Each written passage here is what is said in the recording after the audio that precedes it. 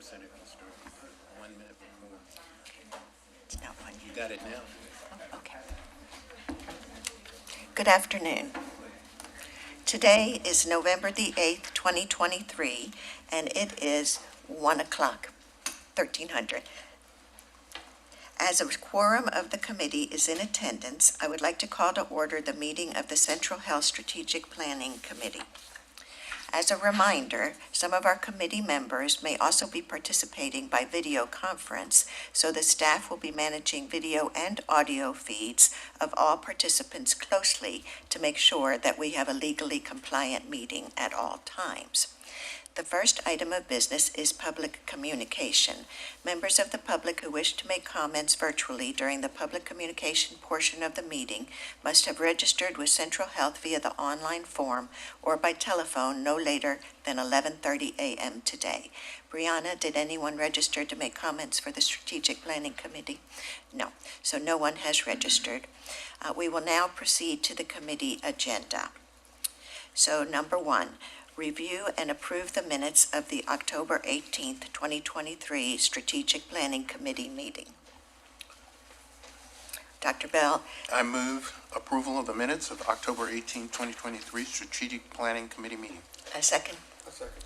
Okay. Well, yes. Okay. Manager Jones has done the second. Okay.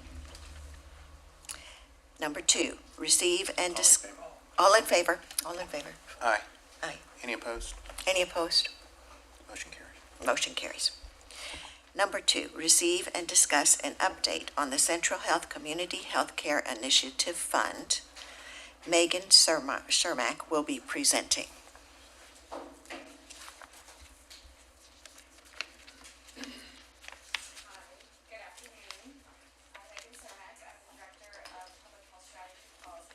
Chair, I just wanted to let you know that I'm here. This is Ann Kitchen.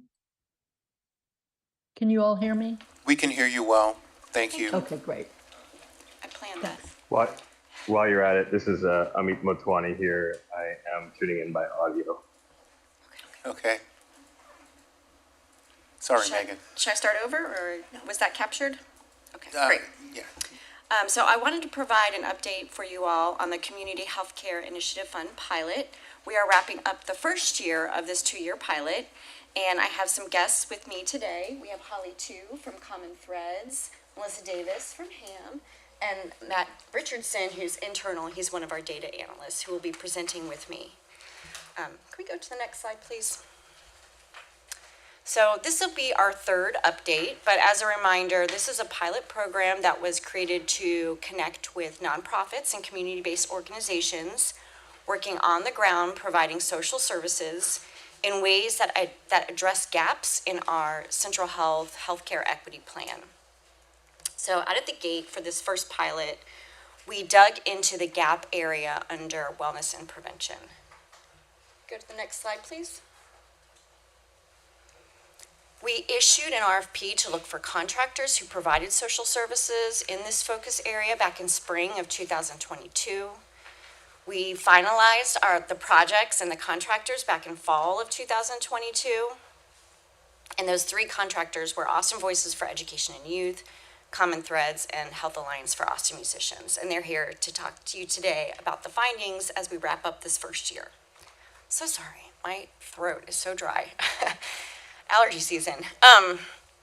Okay, so before I turn it over, just a little bit of housekeeping. I think that we could spend probably an hour hearing from each of our great contractors, but for the sake of time, we've asked everyone to limit it to 5 minutes. So today you'll be hearing an abridged version of kind of the final report from year 1, but there is a comprehensive slide deck in the appendices of your board packet. And that comprehensive slide deck digs into more demographic information of the folks that were served by each of the contracted providers. So with that, I'm going to turn it over to Julie Weeks, who's joining us from Austin Voices for Education and Youth. Is Julie on the line?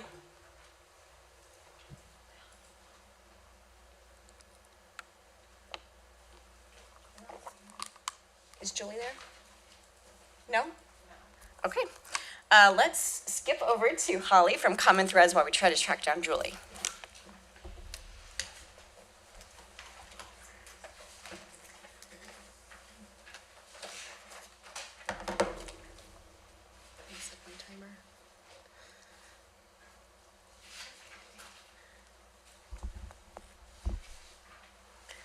Good afternoon. My name is Holly Tew. I'm the Austin Program Manager with Common Threads. To start this presentation, I'd like to give a brief overview of Common Threads and who we are and what we do. We provide children and families cooking and nutrition education to encourage healthy habits and contribute to wellness. We equip under-resourced communities with information to make affordable, nutritious, and appealing food choices wherever they live, work, learn, and play. And we know that food is rooted in culture and tradition, so we promote diversity in our lessons and recipes, encouraging our participants to celebrate the world around them. Our goals for the Community Health Care Initiative funds include addressing health and nutrition disparities that exist across communities in Travis County. We focus on nutrition education and skill building, with an emphasis on knowledge change as the short-term outcome and behavior change as the medium to long-term outcome. And lastly, we wish to equip a generation of children and families with knowledge needed for healthier life and empower them to be agents of change within their communities and for healthier schools. To reach our goals, we implemented, next slide, actually go back one, I'm sorry. We implemented 5 programs this year. The variety of programs engage both youth and caregivers, as well as the family as a unit. Our family cooking class focuses on family participation, healthy substitutions, and convenient cost-saving recipes during 2 hands-on cooking lessons. We also have caregiver workshops and Ask a Chef workshops that engage parents and caregivers on topics of basic nutrition, portion size, grocery shopping on a budget, and also cooking and engaging kids in the kitchen in their homes. We also have Small Bites, one of our most popular programs with students. They're in the classroom environment, typically in after school. They're learning about nutrition and healthy snack making during 8 interactive hands-on lessons. Those lessons are in line with national academic standards for math, language arts, and science.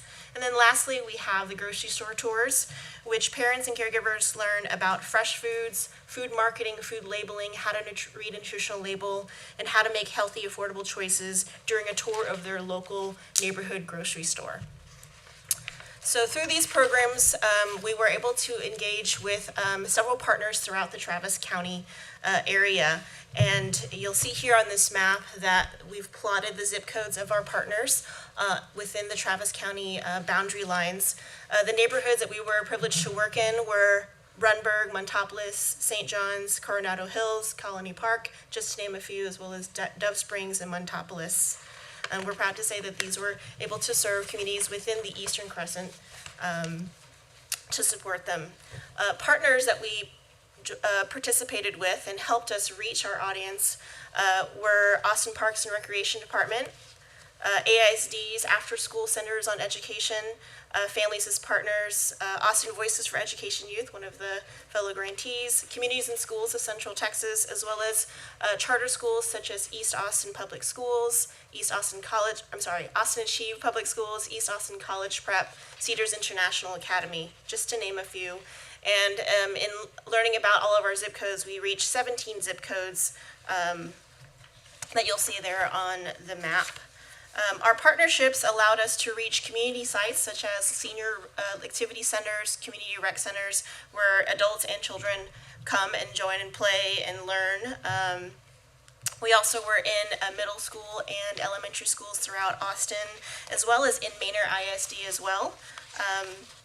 And so we're proud to say that those are community sites where we were able to reach our community in a way that was, again, going back to where they learn and work and play. In terms of our reach, our adult reach is expected to be 226 by the end of this year. And our student reach is expected to be 732 with a total reach of 958. And you'll see that the chart breaks it down by program. So majority of our programming was with this Small Bites, which is where we reach our students and engaging them in those healthy snack making lessons. as well as Ask a Chef, which we think is a really great program that is 1 hour, allows them to ask questions about whatever health topic, cooking topic that strikes them while learning a fast and easy cost-saving recipe. In terms of our participant demographic, what we've learned based off of taking our zip codes and plotting them on the map, we learned the majority of them are Hispanic and white, with the majority of sites being Title I schools and those who fall below or at the 185th percentile. And with that, I think I'm at my 5 minutes. Great. Thank you. Thank you so much. We're going to hear from Ham while we continue to look for Austin Voices for Education and Youth. Melissa, thank you. Thank you. Thank you for allowing me to be here today. My name is Melissa Davis. I'm a program manager with HAM, the Health Alliance for Austin Musicians, and through the CHIF program, we implemented our AMPed for Better Health program, which stands for Austin Musician Prevention, Education, and Direction for Better Health, with the goal of expanding chronic disease education and prevention and navigation services to working musicians in Travis County. We did this through a series of activities, of data analysis, health literacy through several focus groups, and health literacy campaigns. And then we also provided in-depth navigation to eligible musicians in need of kind of additional support. I believe on the next slide, this will show an example of some of the health literacy campaigns that we did, but I do want to talk about our data analysis in particular. We had 1,332 HAM members, musicians, that qualified within this population. 28% of those identified as women or non-binary musicians. We did have 29% that identified their race as other than white, and then 5% who identified with multiple races. Over 70% live along the I-35 corridor, and a majority of those within this group fall between 100 to 200% of the federal poverty level as well. We, through our data analysis, used information that our musicians provided to us to identify recommended preventive services for this target group, preventive health services. And so in taking that information, we formed focus groups to identify a series of areas of how musicians are receiving information, what's important to them, what motivates them to act on taking care of their health. That feedback was kind of summarized into a few different areas of content based on visual design or text that they liked, external factors that were important such as lifestyle, gaps in knowledge about health, and then experiences with the healthcare system in general. We utilized that feedback to design the health literacy campaign. If we can go to the next slide, or excuse me, the previous slide. Which was, we designed a set list for health. There are 5 versions of this that were catered based on age and sex assigned at birth. We did have one that was more generalized for people whose sex assigned at birth we did not know.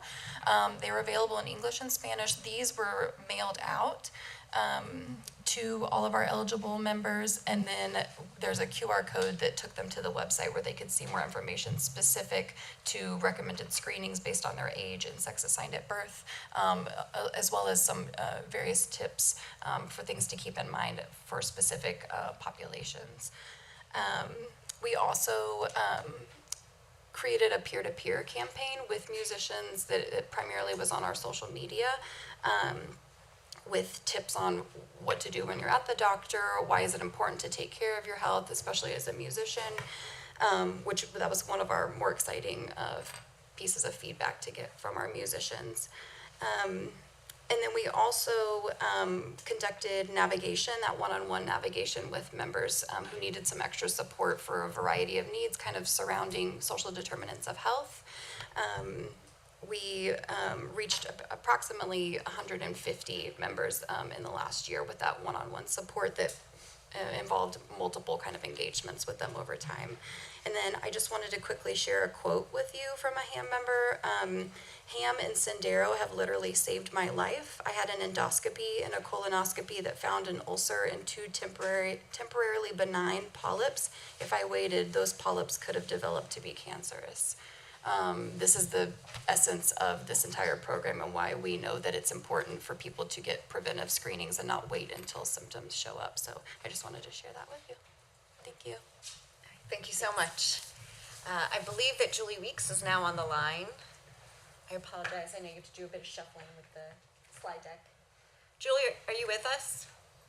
I am. Yes, hello. Hi, everyone.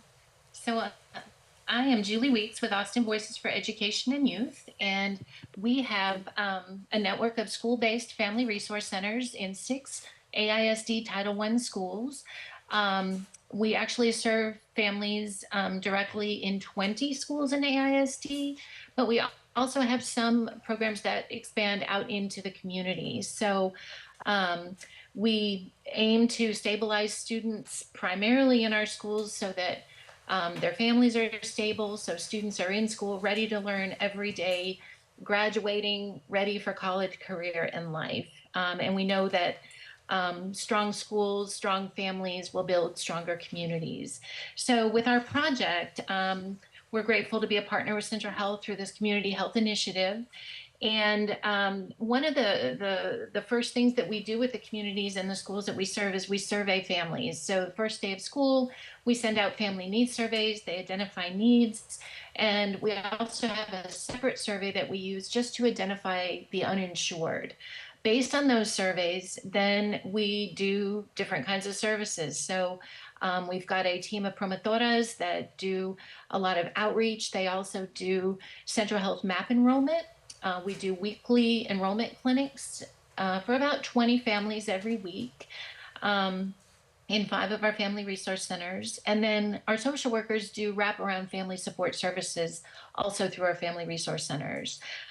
We have what we call our Healthy Families, Healthy Communities campaign, and it's got 4 actions: cover, connect, prepare, and protect. And basically what that means is ensuring that families that we come in contact with, first of all, have health insurance coverage, and MAP is part of that, as well as state benefits. Very few of our families are ACA eligible, but we do ask.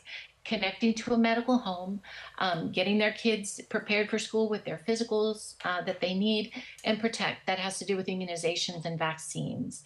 And so we have various tools that we use to deliver all this information, including catalogs and resource sheets and things like that. So some of the goals and outcomes that we have for this project, we did set a target for 3,000 families to survey. Some of those surveys are direct family needs surveys. We've done about 2,800 of those. And then we've done another, I think 1,100 or something, just health insurance surveys. So we've met our goal already for the year in these 11 months to survey families. And then addressing unmet health needs. So whenever we have contact with families, we're asking them if they have unmet needs. And then we try to provide at least information and referrals, if not direct services, to meet those needs. Of course, our MAP applications are a big part of that. So we're hitting that goal. We also assess unmet needs for food. We know that food security is a social determinant of health. It is important. We do partner with the Central Texas Food Bank. We do 2 food distributions a week. One is drive-through, serving about 300 families. The other is a walk-in, serves anywhere from 50 to 100 families. So 400 families a week, 4 times a month, 1,200 families every month served with food. So we know we're doing a lot to meet unmet food needs. Unmet housing needs. We also know that housing is a social determinant of health. So we are actively working as a +1 partner with Austin Energy. We have 8 contracts for +1. We're also a Project Connect partner. We're now starting to do rental assistance, and we work very closely with the school district to work with homeless families. Lastly, our goal has to do with unmet adult education needs. And we know that one of the ways out of poverty is to increase the employability and the educational attainment of these low-income families that have so many barriers. English as a second language, GED, Plazas, which is adult basic ed in Spanish, parenting classes, health classes. all of those different things do strengthen families. And so we are working on hitting our target of 400 for that metric. So the last slide are our outputs, and these are just our numbers. And this is for the 11-month period for this year. And as you can see, we do enroll an enormous number of families into our system. Again, a lot of that has to do with food distributions, our enrollment clinics, vaccine clinics that we do with Austin Public Health. We also have a lot of outreach through our call center, and then our responsive services and our case management services. So these are just some of the detailed metrics that we're on track to complete with our grant for this year. So thank you so much for the opportunity to partner with you all. Thank you, Julie. So now Matt Richardson is going to do a roll-up of everyone's data. Like I said, this is a sneak peek. We are finishing up the month 11 of the 2-year pilot. So this is kind of a sneak peek into what's been achieved in this first year. Okay. I know myself, I need a timer, so pardon my phone here 1 second. Good afternoon. My name is Matt Richardson, and I'm the analyst here at Central Health, tasked with monitoring the awardee performance and overall program evaluation for the CHIF. And it's a pleasure to be back before this committee to summarize all this great work. So let's jump right in. Next slide, please. So here are the results at a glance for the first year of the pilot, which was just 10 months, and this is due to the startup time for each new awardee to develop and field their interventions. During this period, 11,453 total individuals were surveying us. That's a little bit less than what Avi was saying for the folks enrolled in their part. We're talking about the folks for whom we were able to identify and address those social determinant of health needs that were in the reports that they provided. So the numbers, these are minimum numbers. Many more folks were served for whom we may not have that specific individual level data. So we look specifically at those persons who were eligible for MAP or MAP Basic. That is, they were Travis County residents at or below 200% of the federal poverty level, which in 2023 equated to a family of 4 living on $30,000 a year or less. And for MAP Basic, they'd be $30,000 to $60,000 a year. And as a reminder, the median family income in 2023 for Travis County was $122,300. The Housing and Urban Development says 80% of that value would be low income. So this is squarely in line with the people that Central Health is here to serve. These 11,453 individuals received at least 19,906 encounters with the awardees to address the identified needs for food, housing, education, health, and wellness. Many of the individuals received more than one type of encounter, and these services include direct helping and or a warm handoff referral. And as you can see, most of the encounters addressed food needs, which was 47% of the encounters. They included things like providing food and teaching participants healthy food preparation techniques, those grocery store tours that we're talking about. The next largest category of encounters were for health and wellness. That's 29%. This included service navigation, referrals, resource and information provision, those set list for health, the surveys, the focus groups, and the MAP enrollment assistance. The adult education encounters accounted for another 19%, included formal and informal education specific to each individual's needs. And lastly, 5% of the encounters addressed housing, rent, and utility assistance. And overall, the persons served were largely located in the low-income focus areas that we talked about in our demographic report. And these are the areas along the I-35 corridor and the Eastern Crescent. But across all the awardees, the CHIF program awardees served their target populations effectively with active outreach and engagement to identify and address these important social determinants of health. But who did they serve? Next slide, please. So the awardees provided regular reports of their progress, including demographic data. The race and ethnicity data were available for 93% of the individuals. Their population served was primarily Hispanic or Latino and largely mirrored the demographics of the MAP member population. Persons identifying as Black, Asian, other, or more than one race ethnicity group were also proportionally represented. Again, this speaks to the effective targeting of the specific populations in need that could benefit from MAP. Next slide, please. And lastly, we have gender information. And as we can see in our MAP member population and utilization data, women again accounted for the majority of the individuals, but men were also represented.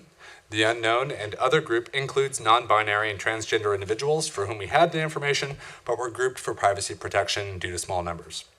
Sadly, my time is brief and nearly over, but I wanted to close by saying that this is only a small part of the overall CHIF program evaluation that we are conducting, which will look at the performance at both the vendor level and at the program level to answer the question, to what extent Was the CHIF program able to impact the social determinants of health for persons eligible for central health services, and what lessons did we learn? And I hope that we can come back before this group to share those findings at a later date, and I thank you for your time. Thank you very much. Does anyone have any questions? Manager Valadez? Oh, sorry. you had your hand raised first. No, I have not raised my hand. Okay.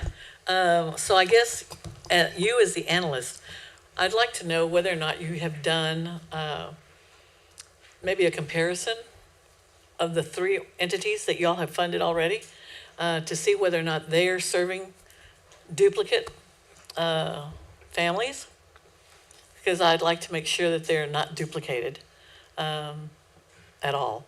And I know Austin Voices. Julie, if you're still on the line, hello, this is Cynthia. I don't really know how are you doing, hon? I don't know Common Threads, but I do know and have a lot of respect for anything that HAM does, because they're providing as close to direct services as a non-central health or community care entity can.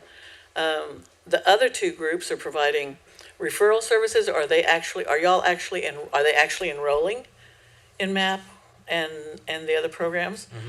Are they unduplicated or duplicated? Are they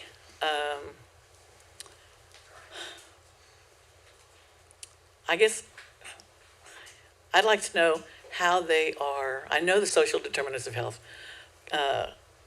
support, but I'm wondering how, in what way are they actually providing services, direct services?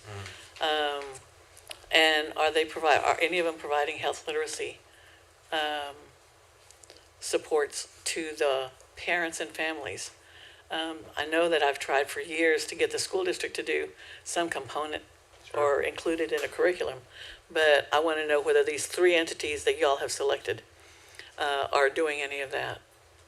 Because the families have to, first of all, understand the significance of good health on their lives and their quality of life or health. Thank you very much for that question, Manager Valdez. I think those are great points. And I don't want to speak for these awardees on their own, and I know they provided a lot more detail than we have time to get into today.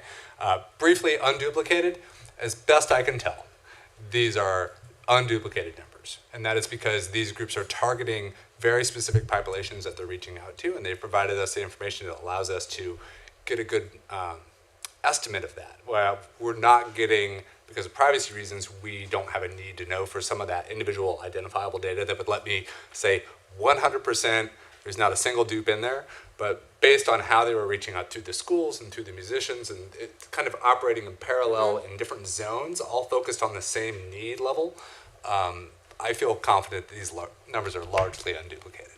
I'd like to know if there's going to be a way to ultimately determine that. Because when we get down to determining whether a program is successful, you want to make sure that they're doing what we are hoping that they will do in our community, and also that they are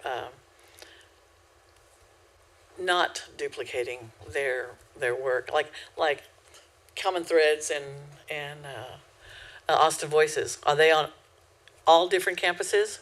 Are any of them in the same campuses or with the same areas? You know, those are kinds of things, because I think what I heard was that they're all in the same Runberg, Mentopolis, Dove Springs, blah, blah, blah. I didn't see a lot of outside the loop, which to me is Eastern Crescent is outside the loop. And I didn't see any of that. If there's a way that they can show me that they are also touching the lives of people outside the loop, where the deserts truly exist. That's where the deserts are. I understand. And so what are we doing to address that need?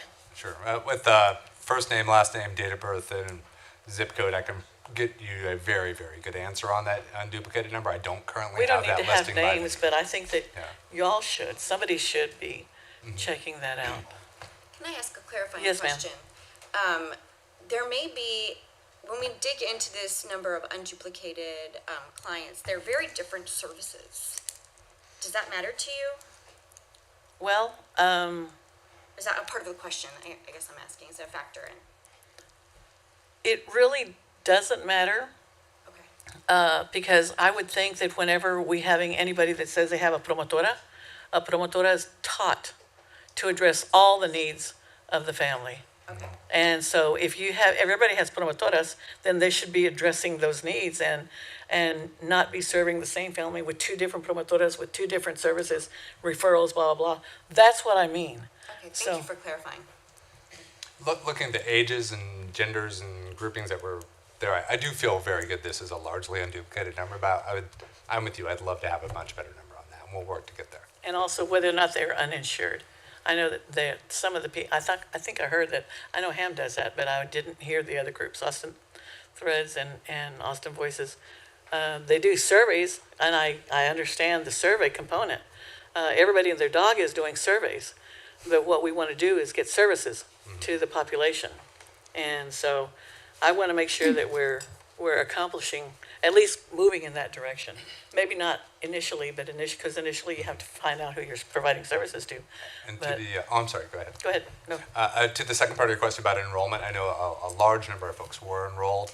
Have had some discussions around how do we close that referral loop and tell on our end, well, which of these AV enrollments or whatever we actually went through and what ratio those went through, and that's not supported by how our system is doing it right now. We can't just pull by like everyone with a Austin Voices email address that got submitted. But that's a problem that we're working on. When I used to enroll,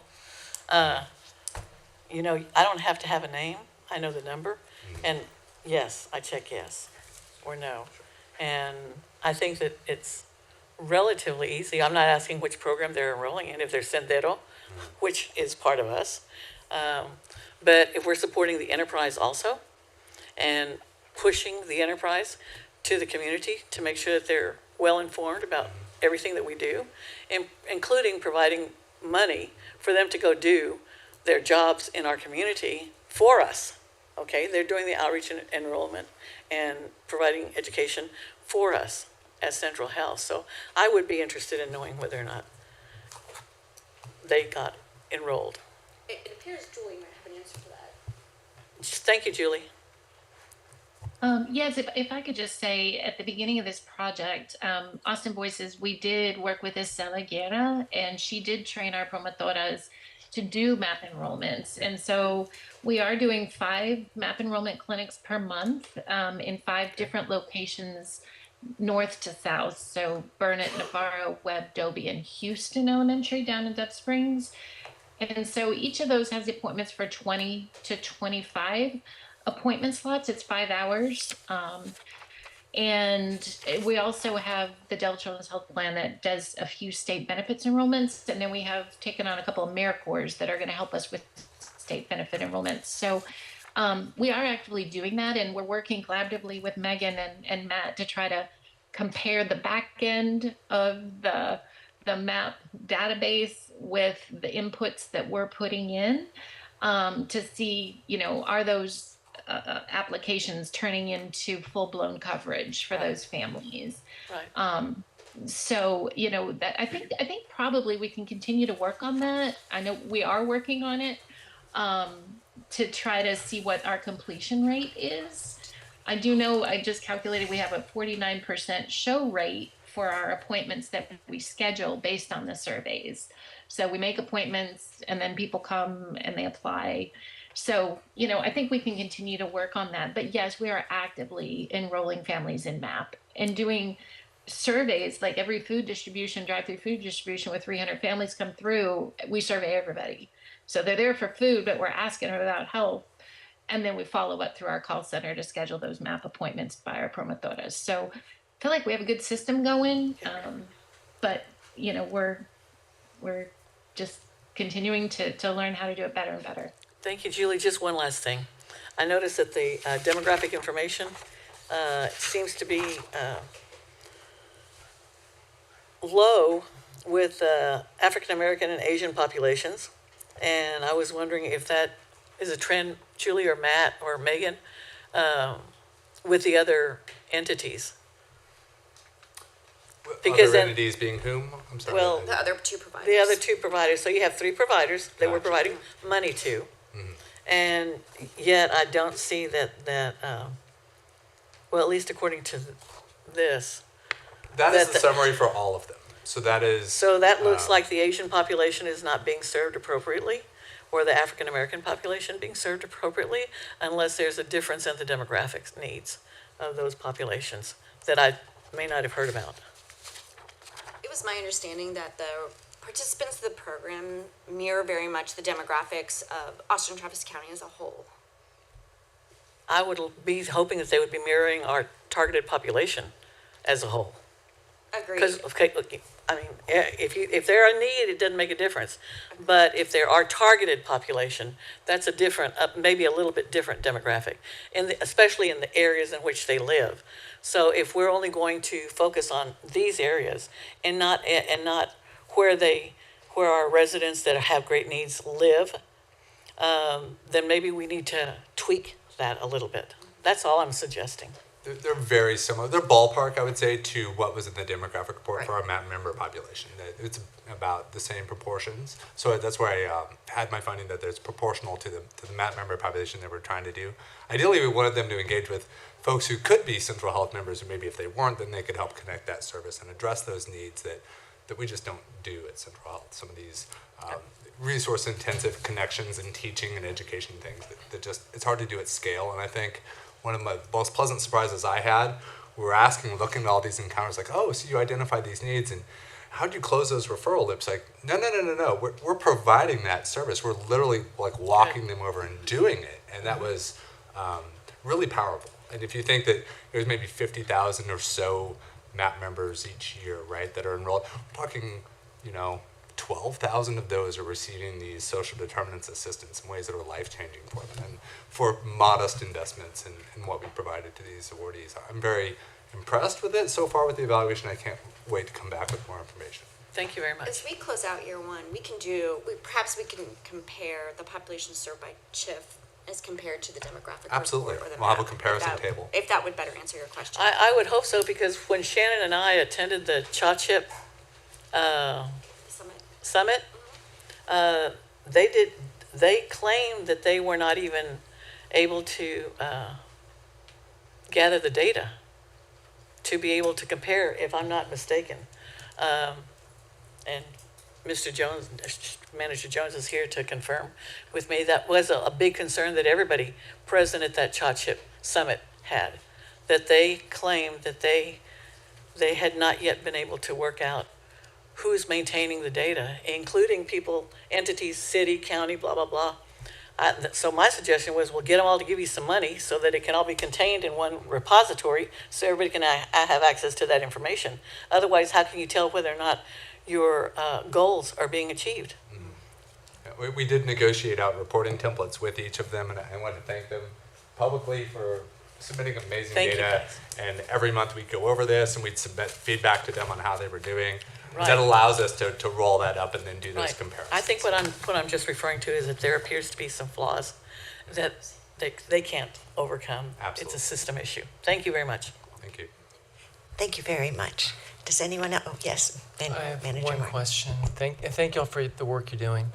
On Austin Visions and for Common Threads, is there any plan to sort of follow metrics of success? For example, for nutrition, following obesity, pre-diabetics, for the Austin Vision success rates about getting through high school, going to college. Is there any plan to tracking that sort of data for results? For Common Threads, we don't have. For Common Threads, I'm not aware of any plans to track based off of those particular points that you mentioned. I know that we do evaluations to assess their knowledge and outcomes based off of their participation in our programs. And as an organization, generally not necessarily within the SHIFT proposal, we are working towards creating more healthcare strategies so that we can work directly with patients who are experiencing certain medical conditions, so that we can better directly affect their health outcomes rather than this more broad approach of educating and providing kind of the stepping stones to becoming more aware of their health and making better decisions. if that. Yeah, and I appreciate it. I'm just thinking of a way of integrating that with, say, Central Health's clinic delivery system, that people might be tagged that are receiving these benefits to actually get a metric that would benefit you guys for good positive feedback, but also feedback for the community that we're getting a bang for the buck.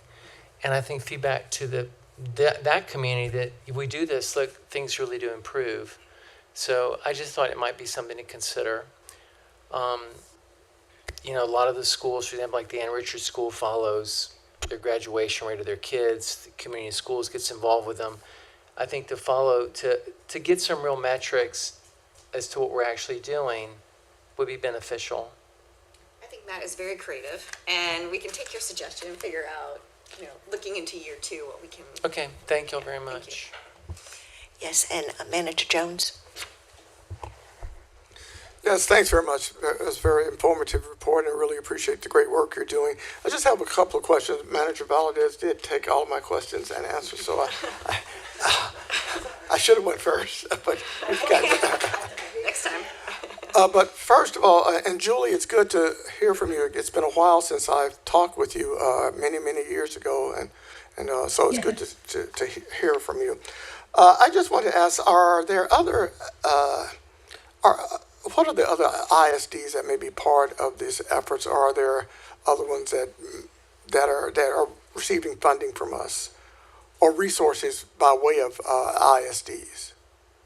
Outside of what we're funding with the 3 contracted providers within Yeah. CHIF, Yeah. to my knowledge, I don't know that any ISD is receiving funding. And it's do any of the contracted providers work in ISDs other than AISD? Right? We're not Yeah. funding any ISD, Yeah, that was more my question. Are we funding agencies that work in ISDs other than AISD? So within the Travis County line, we work with Manor AISD and AISD, and then one of our goals is also to reach Del Valley, which is very critical and important for us in year 2. So that would be the 3, and I believe those are the main ones within the Travis County area. There's 17 school districts. Within Travis County? Travis County. Okay. But those are our current focuses, Del Valley being the number 1, but so far Common Threads has worked with primarily AISD and Manor AISD as our sites. Okay, the reason I ask that is, forgive me, I'm more of a geographic and a demographic person. So when we look at the Eastern Crescent, particularly, and we look at the mortality and morbidity data among populations of color, among populations in general, I'm just wondering what kind of investment in terms of the services that we are making out in those areas. I know we're doing things that impact the entire county, particularly those in the core of 35, but are there other investments that we're seeing where we can say, yes, we're making some differences in Pflugerville or in Manor or in Del Valle, Hornsby Bend, Jonestown, New Sweden? Just some areas. Are we having a presence in these areas? Because what's happening, as you already know, is the migration out of the inner core is to these areas. So now we have people still within Travis County, our jurisdiction, but they're in areas that are not having the necessarily investment or service delivery. So I just encourage you to look at that as you look at other areas. The last question relates to the data, the demographic data. I was sort of concerned about this. So this 4.6% Black is the number of people served, and you're saying that's relative. That's comparison to the MAP African American population. I don't have those exact numbers directly in front of me, so I want to avoid stepping on myself here. I did look at that. It's ballpark to those proportions that were in the MAP member population that we had in the demographic report, and that's on me for not having that comparison table available for you. I understand. That number looks very low. That's why I'm asking it. It is slightly lower than what we would have seen, yes. Okay, then. Manager Jones, when we follow up with Manager Valadez at the end of the closeout of year 1, when we can do that comparison, we can certainly send those results to you as well. Okay, thanks very much. All right. Those were the other questions that Manager Valadez didn't ask for me.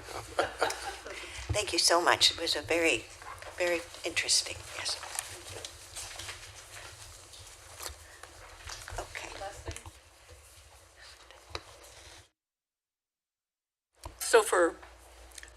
upcoming iteration, please look at Travis County's demographic report, look at Central Health and Community Care's demographic information. And for Central Health should be, if you need to add something for updating a contract or whatever, make sure that they have targeted the areas where we have our own population that needs to be provided services, and the uninsured. Huge pockets of uninsured don't get services.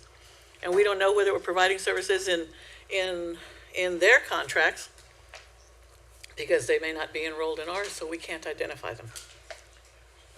Thank you. Chair Brinson, this is Amit Motwani. Can you hear me? Yes, thank you. I wanted to ask a question around, and forgive me about that the question is arriving late, it just actually came to my mind, around whether or not these programs are guaranteed to be refunded in the following fiscal year or not, and forgive me if I might have missed that.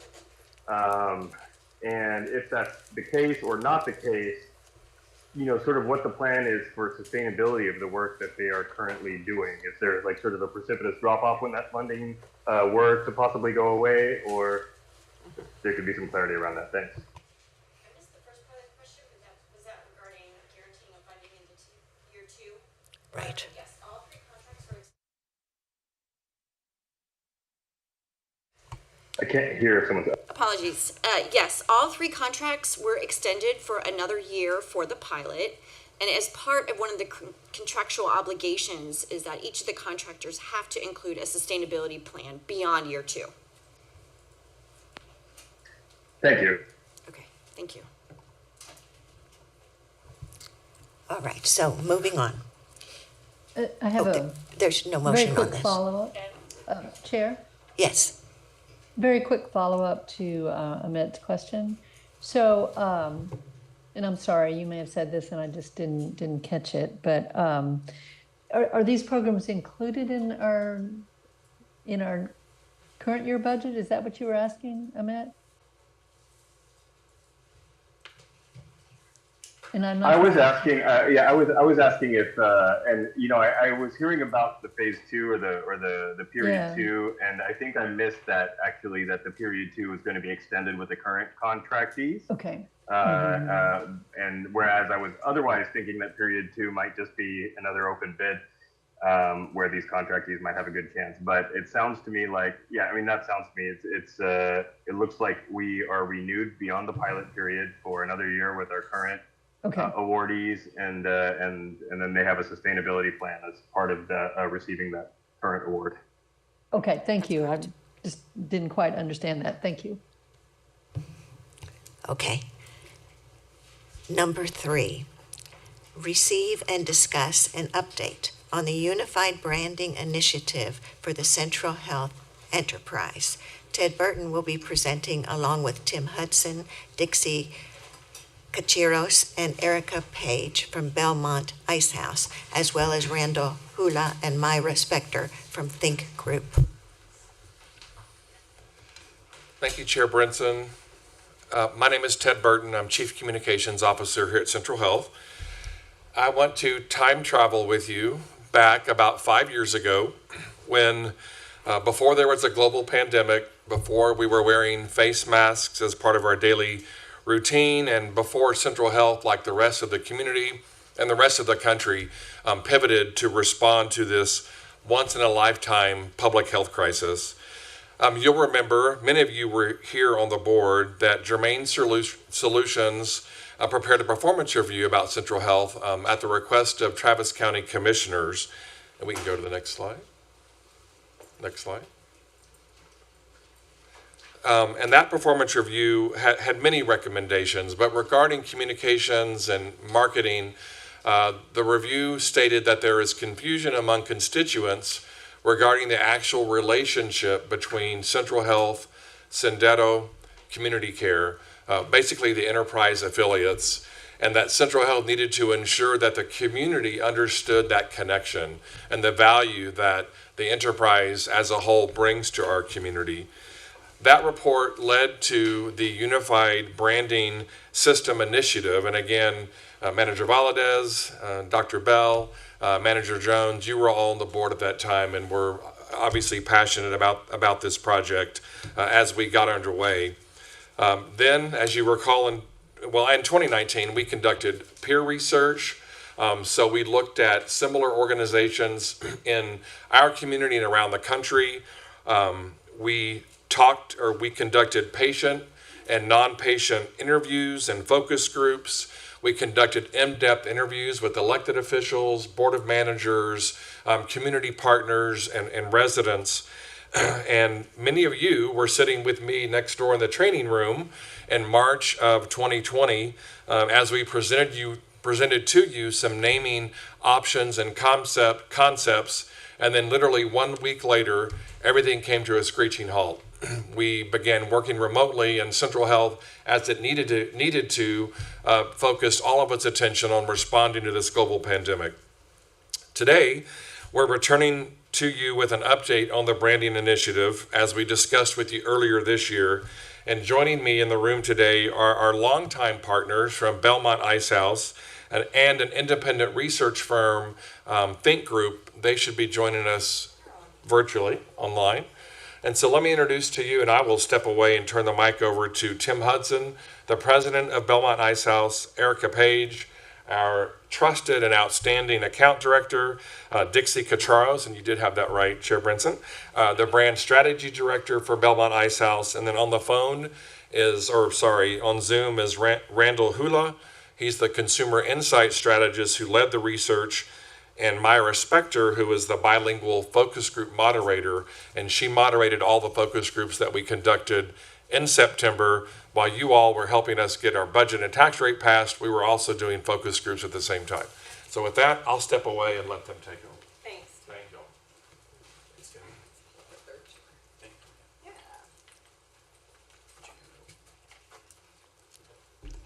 Well, good afternoon. It's good to be with y'all in person. Over the past few years, I've seen some of you in 2Dimension, and then some of you recently at some of the community conversations. I know I've seen Manager Valdez there.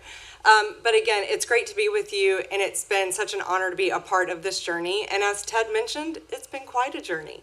So before we get into present day time, let's stay in BC before COVID and just quickly reiterate some of the research that Ted just touched on. So if we could progress to the next slide.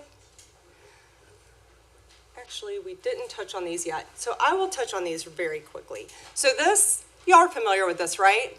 This is the current enterprise branding with the Central Health logo, the MAP logo, Sendero, and then Community Care. You can see they're quite different. So that's part of the reason we're here. We can progress to the next slide. Okay, so this was what Ted started to touch on before he handed it over to us. So again, I'm going to take you back to 2019. He talked about peer research. What is that? We basically took an audit of different organizations, some that are within healthcare, some that are not, some that have undergone kind of similar rebranding initiatives, and some that were already getting it right. And so that was super insightful for us. Then we performed, as Ted mentioned, the patient and non-patient stakeholder interviews, our biannual perception and awareness survey, and then we rounded out that year with the patient and non-patient focus groups. And that is the last time we were here with y'all in that room next door. And I remember walking out and being like, they canceled South by Southwest. That's when we knew it was real. In 2021, we continued, while we were still heavily focused on COVID, we did continue with our biannual perception and awareness survey. And then that brings us to 2023. So you can see everything that we've done so far this year. Again, we refreshed our peer research. This time we took a closer look in, really focusing in on some healthcare organizations in Austin and around Texas. We performed quantitative online surveys. You can see we had about 500 surveys from Central Health Enterprise staff. And then we did some in-depth interviews with enterprise stakeholders. And then there were some patient stakeholder interviews as well. And then most recently, we did our 6 in-person focus groups with patients, non-patients, and staff.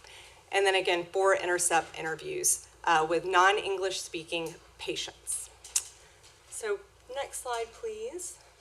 All right, so we're going to show you the logos that were tested. What you see here is just a sample of the logos that we have explored. Over time, different conversations, it got narrowed down to this. The biggest challenge I'm going to give you is to ignore the color. Y'all, the color was purposely very generic, just so that we could have some color, but we were not testing for color. We wanted to test really the art mark, that's the decorative element of the logo, and how they work together. So you can see starting on the left-hand side that logo system each has its own art mark, and then everything else has a similar mark. You'll see in some of these, and Tim, we can talk about this together. Yeah, so we also looked at legacy art marks that were brought from the equity that you had in your logos, and that was something we explored as well. The goal here was to be able to show a range of different ways to unify the enterprises. We also, obviously, color was something that was important to show that you can differentiate the individual entities with color. So that was part of the exploration, yet the colors are still to be tweaked, I guess is what you'd say. I love all colors, but we still have a little ways to go on that. So those were kind of the bigger things. What all of these do, though, and one of the kind of the test for us is we want to make sure that each logo system is distinct, that it stands out from the competition. It's simple. I always say that a good logo makes a good baseball cap. It really is, the best logos do. It needs to be versatile. It needs to work in all the applications that we do today. So whether it's digital, print, all the things that we do, we need to make sure that it works hard in those universes. And the last thing is flexibility. As the enterprises grow, as you create new products, how does the logo system support that? And so those are the things that we wanted to make sure that we tested. And that's how we kind of came up with this family of logos. And while we do joke about a baseball cap, really what we want to do with this entire project is ensure that we are better and more clearly communicating what the enterprise does. We want to make sure that healthcare gets to those who need it most, and being able to clearly communicate our enterprise is super important. I agree. And there is something to keep in mind, though, that logos aren't communication, they're identification. Okay, so you can't say everything with your logo. That's why we communicate in other ways. All right, so I think we can shift over. So now we're going to get into the qualitative research focus group report. So that was some of the last research that I highlighted that we did in 23. And so now I'm going to hand it over to Randall. Thanks, Dixie. Thanks, Ted, and the room. Thank you for having us here. So we at Think Group were really charged with the three initiatives you see here, the objectives, which were to identify unifying elements and to look for avoiding confusion by ensuring clarity of the logos, and also to avoid misleading elements of the logos so that might not resonate with the audience. So to do that, we conducted 6 focus groups. 2 focus groups were among staff of managers and non-managers at Central Health, Community Care, and Sendero. Those were small group discussions held at Central Health offices. We did 4 groups of consumers. 2 of the groups were patients, 2 were non-patients. Of the 2 patients, there was an English-speaking and a Spanish-speaking. And then among the non-patients, we did an English and a bilingual group. We'll give you some detail on that. And as already mentioned, that was all moderated by Myra Spector. Myra is our bilingual focus group moderator, very accomplished at both. And we conducted these back in September on the 25th and 26th. We'll go into the detail here, but this is the participation qualification criteria.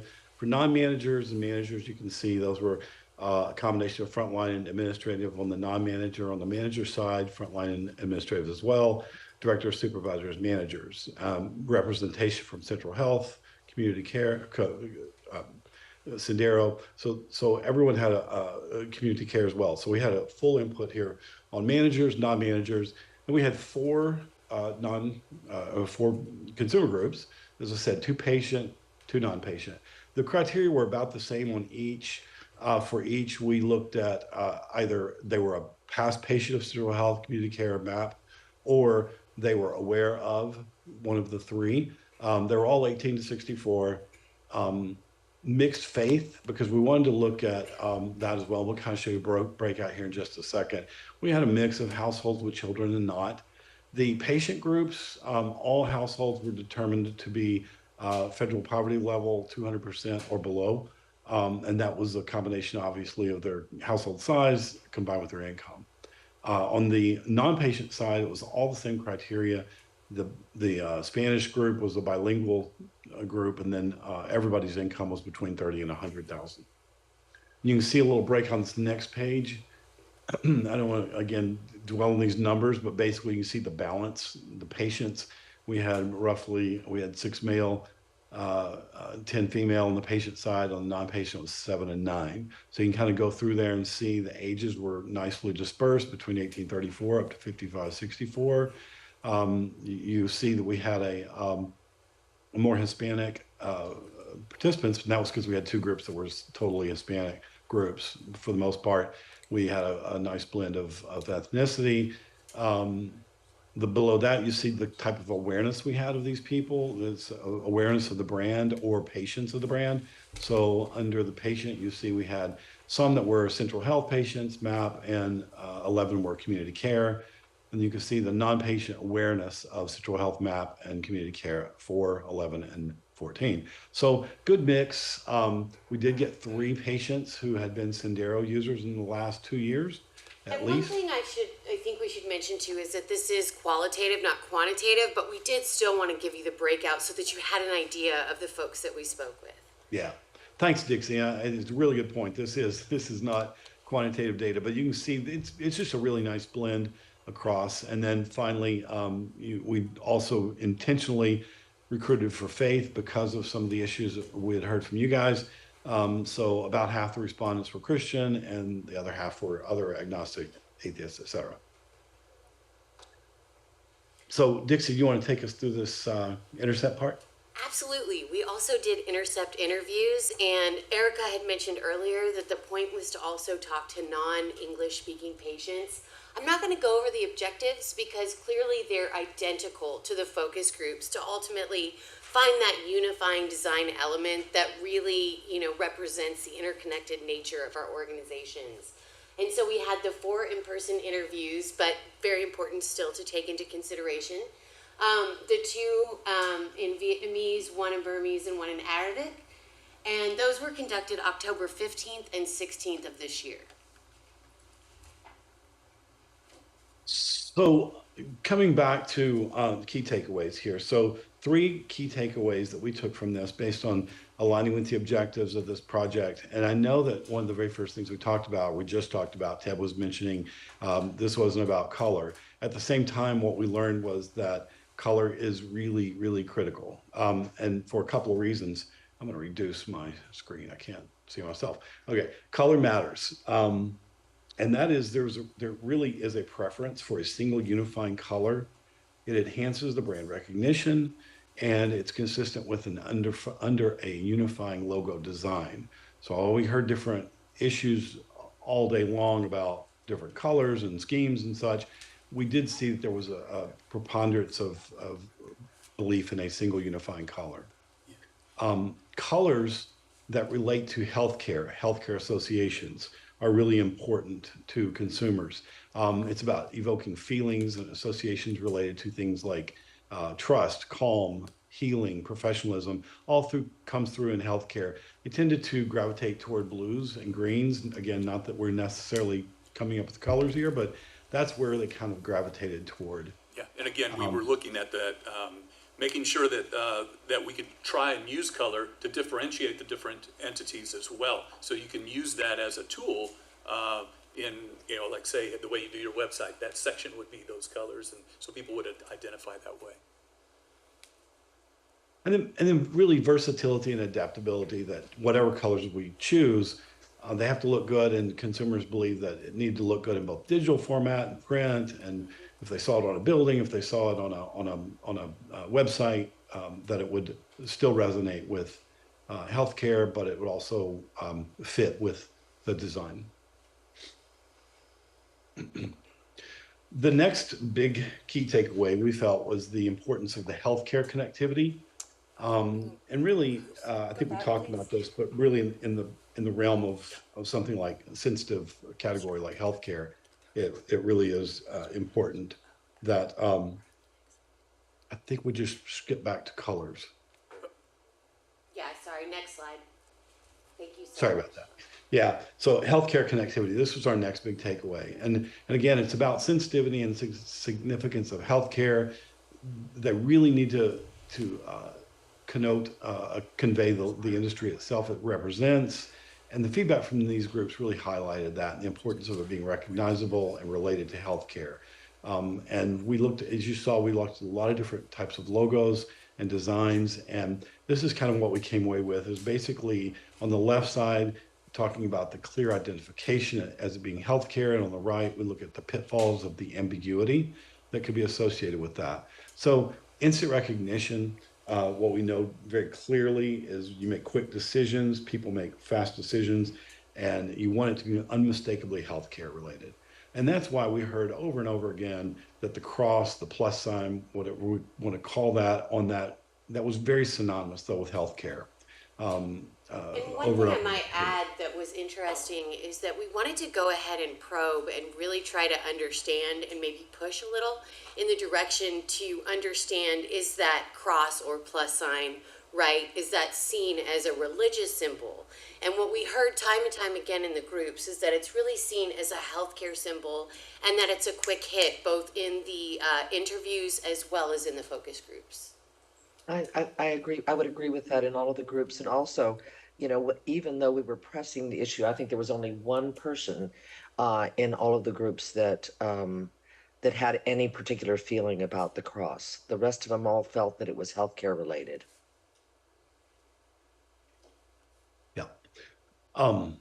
Trust, obviously, healthcare needs to invoke a sense of trust, and that's what they were looking for in a logo. And then avoiding misdirection. There's so many brands out there. There's so many symbols. There's so many things we're flooded with every day.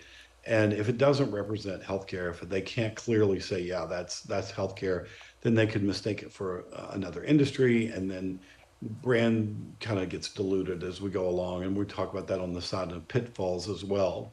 So on the pitfalls of things, again, this is confusion and mistrust. We looked at some logos. I know you guys have seen them. You saw them earlier. The sun and had a sunburst, and while they're really nice, they just didn't say healthcare, and they kind of created confusion. That was the biggest aha for me with the sun or sunburst, as people refer to them. That's the legacy mark that we were looking at. The legacy mark, exactly, is that they were like, yep, they all seem like they're the same and they're connected, but to what? Like, that was the but to what that really kind of stopped them in their tracks. And so it was just not a direct connect. And a lot of people were like, well, maybe it's to X or Y or Z, but certainly didn't make that leap to healthcare. So by not having healthcare connectivity in a logo, then there's lost opportunity. So patients could bypass a facility, whether it's physical or online. They could just miss it and we could miss opportunity by directing them the wrong way. So if it's related to healthcare, they're much more likely to notice it and not bypass. And then this dilution of the dilution of the brand value. Consumers really felt that healthcare institution logos, they need to represent that sector, and you don't want it to try to represent something else. The third point, be on the next slide. Big takeaway was about brand unity. And I know that we talked about this earlier, but it's basically, we talked to both consumers and staff, and we broke these out because I thought this was really important to break this out in terms of brand unity and what consumers thought versus what the staff groups thought. And in consumers' mind, it really is about clarifying, expressing that the logo itself makes sense, that it provides a clarity to the organization, that's consistent font, and that was deemed important to establish that connection. They like that clarification of that identity. Trust and comfort, we talked about that, but they did point out that a consistent logo across the services could foster a sense of trust, reliability, and now it's got healthcare related too. So there's some comfort in the familiarity of the logos being unified across the brands. And we talked about this, it was when it was clear that these were brands that were connected, they really got this. They did. And the last one was really streamlined navigation. Again, kind of going back to what we talked about, they could get lost looking for different logos, but if they see this consistency across the organization, when they're seeking healthcare services, they know that's one less thing they have to put into the decision process. Randall, if I could add just one thing, especially in this, I remember from the Spanish language groups, those that were really familiar with one of the organizations or had a high level of trust, they say they were a central health patient, when the follow-up question to them was, so if you saw this same consistent logo, and it was similar across Sendero, MAP, etc., would that make you trust that organization, or would you be interested in seeking care from those organizations? And that was consistently yes, that would raise their level of trust in an organization if they knew it was connected to one of the ones that they already had a high level of trust with. Thanks, Myra. And on the staff side, it really was about, there's some cohesiveness and pride to having a unified logo. It's just overall clear communication. They see it from an operational standpoint, that a unified logo is going to streamline communication and branding efforts. They get that, reduces potential confusion, and everyone's kind of on the same page with the same brand look. And then stronger brand presence. They understood that if we had a single logo and one organization, then they really believe that would create a more formidable brand presence in the marketplace. And on the last slide, here's overall recommendations from the research point of view. Then we'll go back to Ted and his findings. So our recommendations based on what we heard, based on your objectives and the 3 criteria that we just walked through: consistent branding for trust and cohesion, prioritize creating a consistent logo or art mark across the different contexts to foster trust and create a cohesive brand connection. Unifying that color and the scheme and the font. Again, it's about connection, emphasizing the importance, using consistent colors and fonts. And again, it really is an approach that not only establishes a tangible connection, but also enhances brand recognition. And then finally, direct relevance to healthcare. It must do that. Crucial that the logos and the art marks must be able to be recognized as healthcare related. It really ensured that audiences would minimize confusion and reinforce the organization's mission.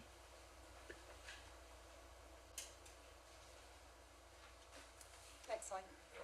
Okay, so this is where we show you which logo resulted as the strongest based on our research. So of course it falls out of the logos that we showed you at the upfront that were tested. So we can proceed to the next slide. And this was the logo that is, again, strongest in research.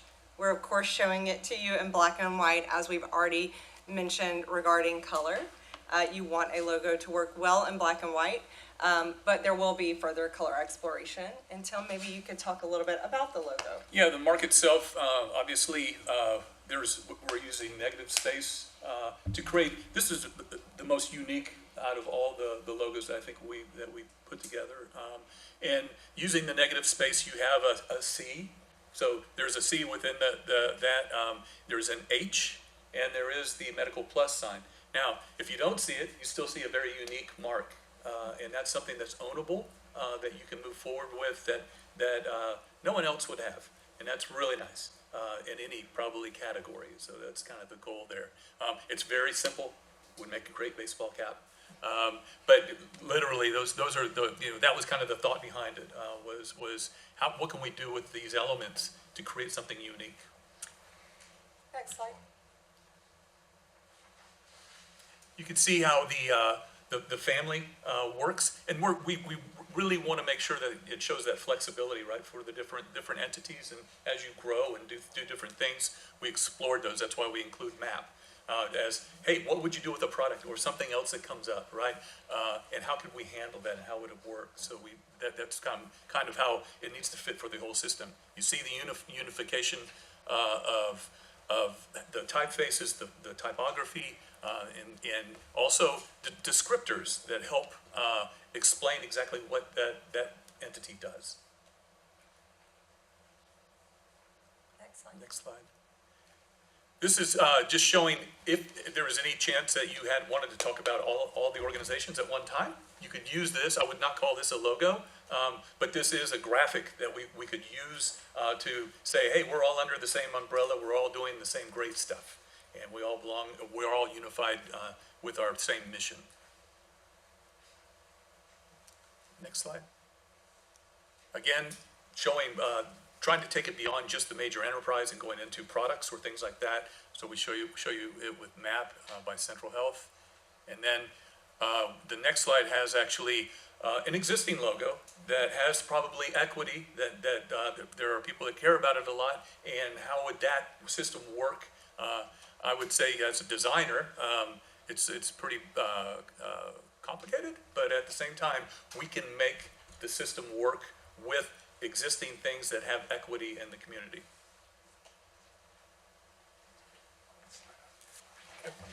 Join us. One big happy family. Plenty of room at this table. So, before we go into next steps, why don't we pause and just have a conversation and take questions?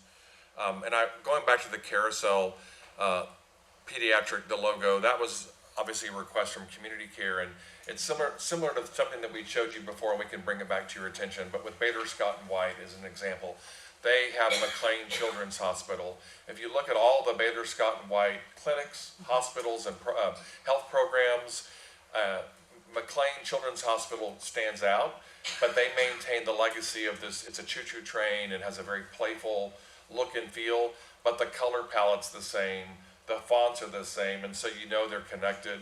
So the Belmont team did this pretty quickly, and we know there could be more work to be done, but it was just an example of how the Carousel Pediatric logo could stand.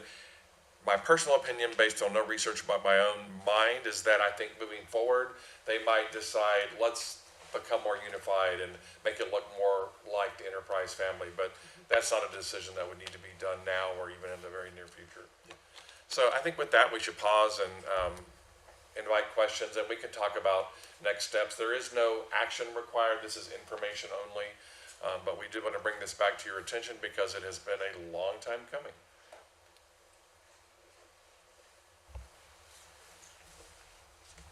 Any questions?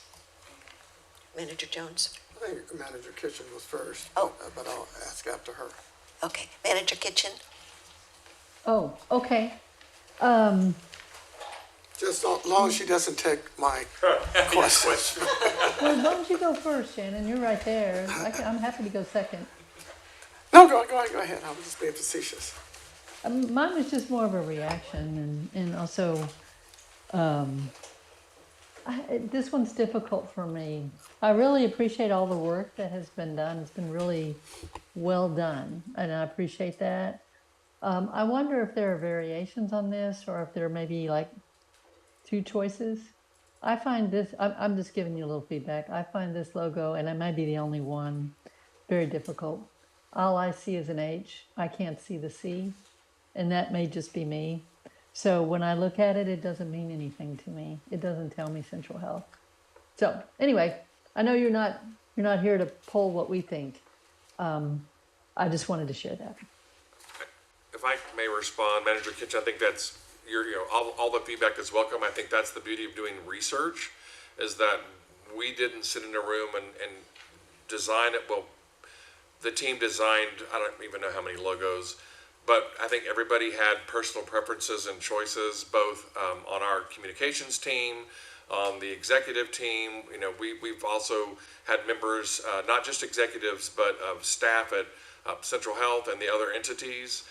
And so, I think we could have all picked personal favorites, but we wanted to hear from patients, non-patients, our colleagues, I can tell you that I did have a chance to review this with Sharon Alves at Sendero, and she embraces the enterprise approach and seemed very pleased with the direction. So I'm certainly not discounting your opinion. Everybody has one, and it's valuable.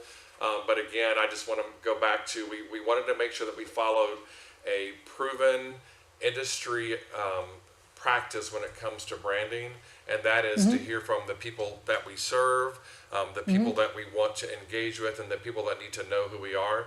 That said, as part of the next steps, we would go and continue to do some refinement. We still have to explore some, we have to do color exploration. So we're not there yet. There's still more to be done. I will say, though, you don't see the H or the C, I forget what you said, but once you see it, you can't unsee it, like many things in life. So, but yes, Well, I just want to make sure that it's not too complicated Yeah. for the public. I think that's a all. good input. Thank you very much. Manager Because to me, Jones. it's too complicated. But anyway, Well, first of all, thanks very much.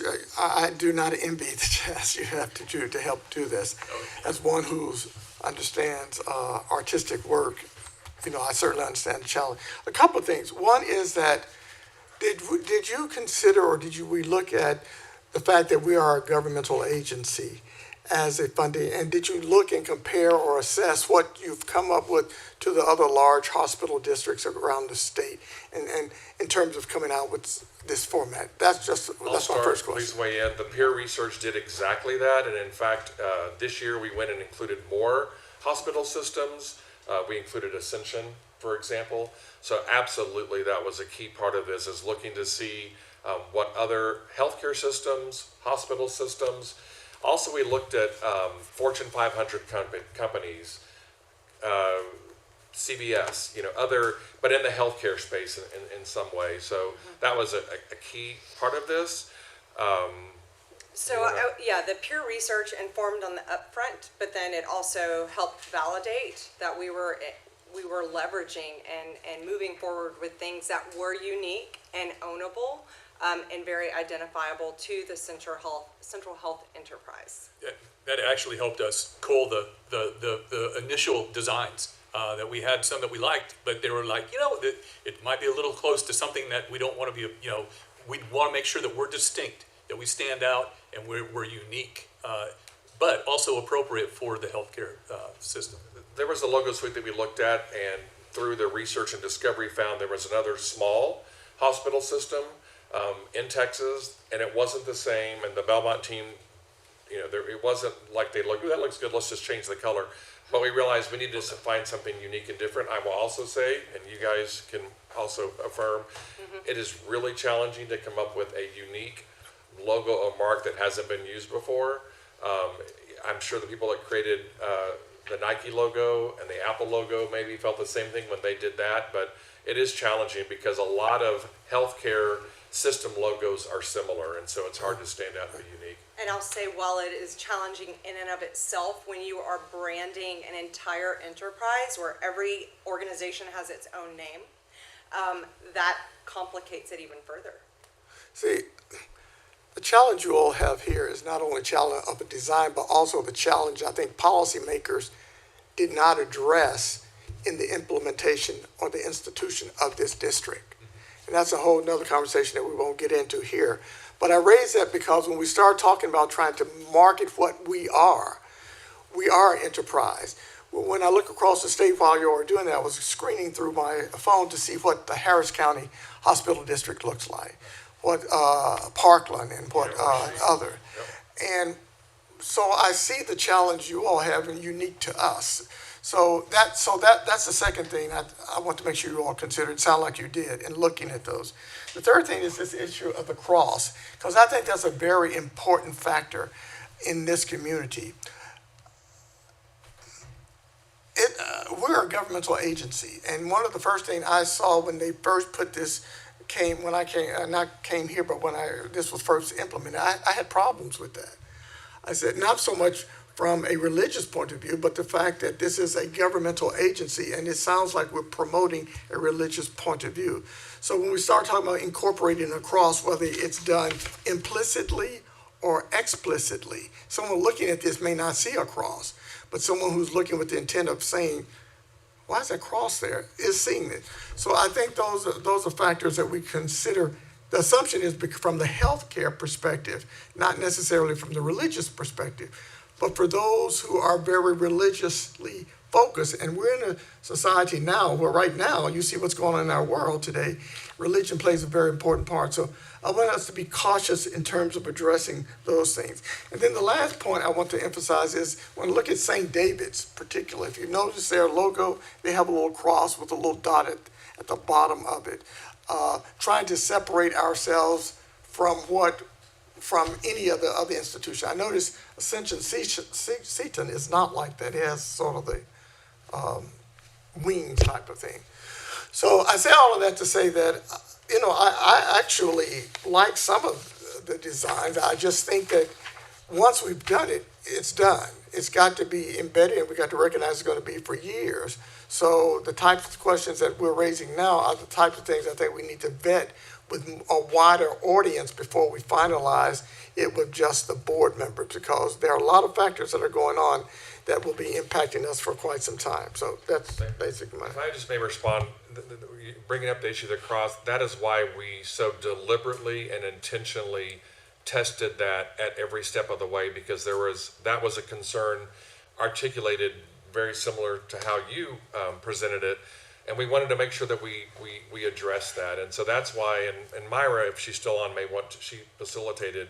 That's why we haven't in the past recruited people to make sure that we had multiple faiths. And so we wanted to make sure there were voices at that table in that room representing both Christian faith, non-faith, and other faiths. And so we probed very, very, very hard on that. And it just that was not how it was seen. The cross was seen as healthcare related. People talked about the Red Cross. Others talked about other healthcare entities that use the cross. In fact, we can share this information with you. We have peer research that show that from other entities in market that are using a cross. It's a universal, worldwide symbol of health. But we wanted to make sure that we weren't making a Christian or religious statement with the logo, and Myra can weigh in. Yeah, we definitely probed in every single group, and I think only one person raised the issue, and we probed to understand what the cross meant to them. And we had, for instance, people who were ex-military who said, that's the symbol that I see when help is coming. When the medic truck has arrived, when the whatever, the Red Cross, I think we even had, I seem to recall we even had someone say that this is also a symbol that was used in other religions, and historically had been used in terms of healthcare in their estimation. So what it said was help, medic. This is a healthcare organization or an ambulance or a truck or a place you can go to get healthcare, and it really didn't come up as much as we probed that it had heavy religious overtones for them.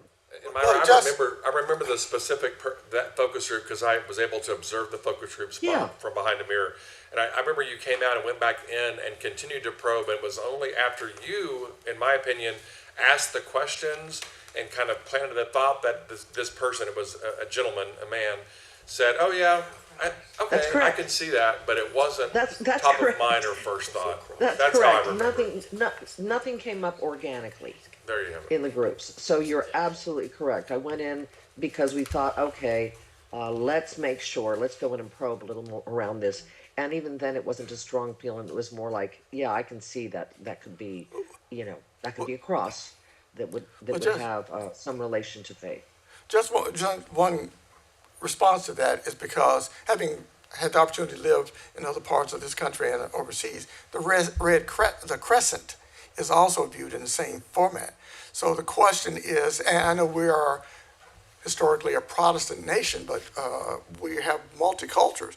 So I think that argument sort of runs up against the question that a crescent is not necessarily reflective of the culture when it is. So that's the only reason I raise it. I have no problem personally. I come from a long line of ministers. So I just want to make sure that we are understanding what we're setting up ourselves on. Because when I first saw this, when it was first created, I had real issues with that from a public point of view. So I just want to. Very good point. If I could, Thank you very much. our current logos, 3 of the 4 of them have a cross in them. So have we ever had any complaints about, or even though they're different symbols, has anyone ever mentioned that you've heard of?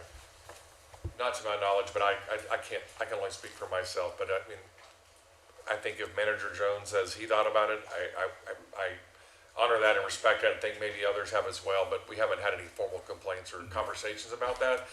One of my colleagues, Mike McKinnon, who's not here, actually 2 of my colleagues, so Mike McKinnon, our Senior Communications Manager, and Mike Clark Madison were both here when the Central Health name and logo were developed. They could share more with you about how that process.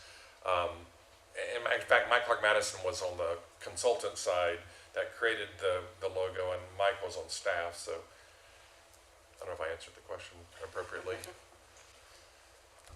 Thank you. Any other questions, comments? Oh, You're going down the line. okay, are we? Okay. Yes. Chair, Chair Bell. Chair,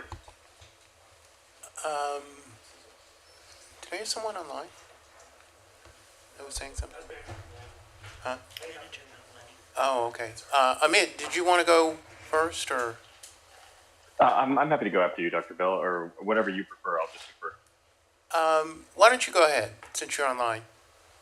Thank you, and I appreciate it. A, that you all are accommodating me online without video, and B, that I'm not a committee member. You're letting me go ahead.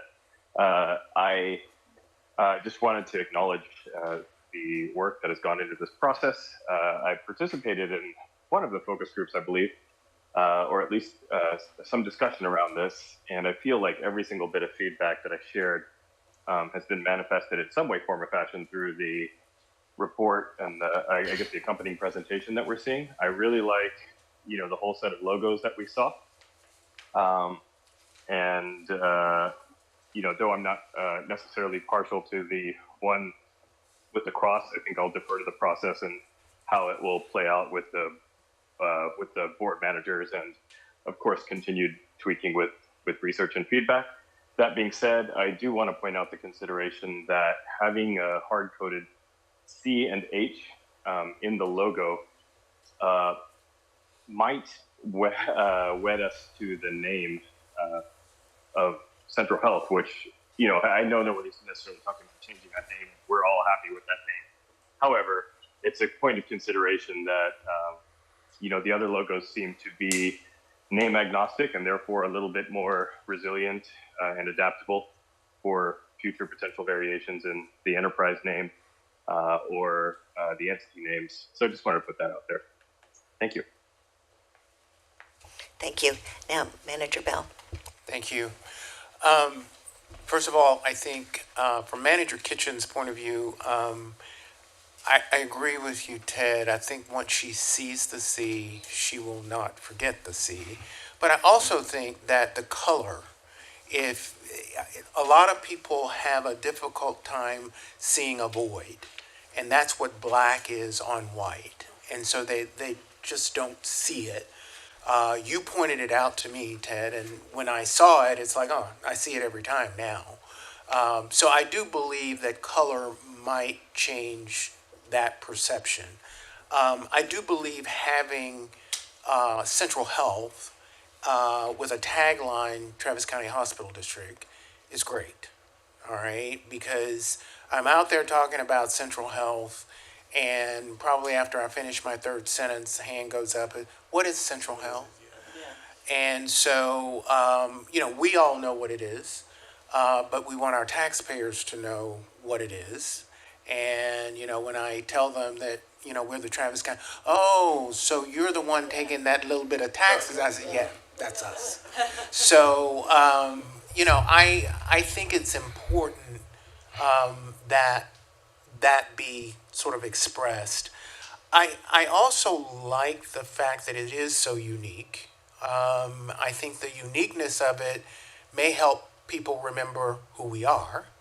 And I think that the enterprise graphic with the three entities all lined up is perfect as far as a graphic that shows that we are a entity and we're not just community care, we're not just central health, we're not just Sendero, we're all three. And I think that needs to be pushed, and I think the logo associated with that does push that. I do see the governmental entity and cross issue. I've dealt with that at times in my tenure with the government. I have always felt that the cross, it has to do with the shape and the symmetry of this cross that means health to me, as opposed to, a religious thing. Because the cross that's religious, you have a longer, that's correct. It's a All right? crucifix. And so, A crucifix is A different than a crucifix. cross. Exactly. And that's my point. As a physician, everyone, you go to Israel, and this is the Red Cross. when I was in I Europe, think you're it's not, exactly right. it's not perceived as a religious symbol because it's not a crucifix. Right. That's a distinction. If you're religious, you would know that. So anyway, I think that the uniqueness of it is really its selling point as far as I'm concerned. And I think we're on the right path here. And good luck. Thank you very much.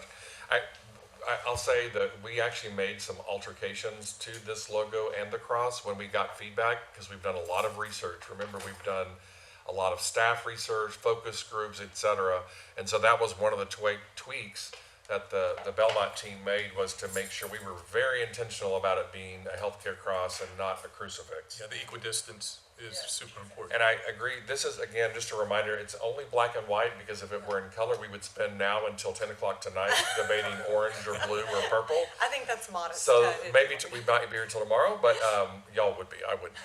But anyhow, my point is, that is the next step. We will look at, we will explore the different colors, but we were hoping the black and white would help take away a distraction. Manager Valadez? I like that. I liked it. I was raised along the valley, along the border. So we had La Cruz Roja on this side and La Cruz Verde on the other side, on the Mexican side. It was La Cruz Verde.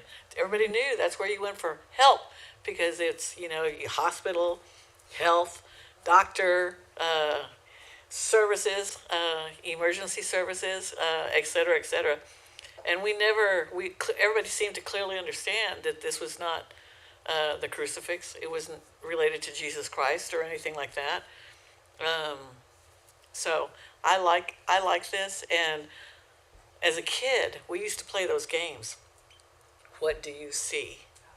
And it helped. It's called TikTok now. Yeah, well, I don't do TikTok, but it was a good way to train your eyes to see different things.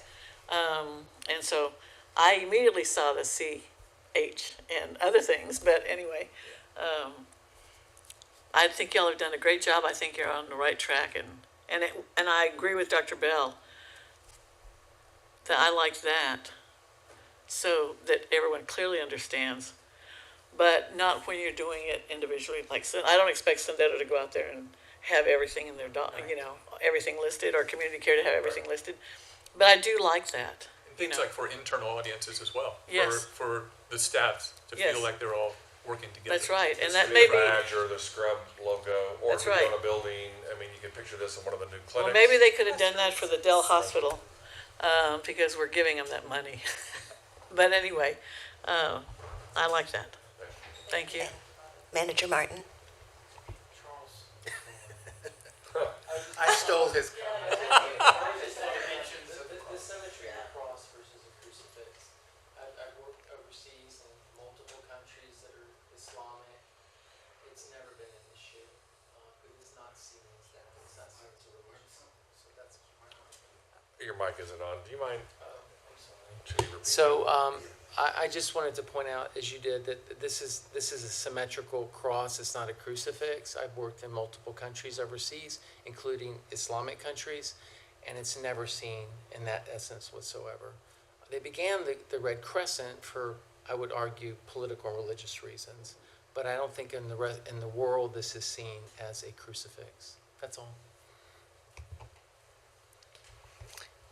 Thank you so much. I think we all enjoyed it. Thank you. Thanks, everybody. Thank you very much. Appreciate it. Heather, you want to what next steps? Oh, I missed the next steps. Sorry.